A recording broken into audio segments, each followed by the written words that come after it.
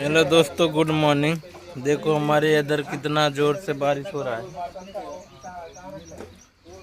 और आज हमारा डे शिफ्ट है। अब आज से हमारा दिन में ही रहेगा ड्यूटी और निकलेंगे अब थोड़ी देर से हम अपनी मशीन पे लोडिंग करेंगे। देख सकते हो हमारे इधर का व्यू।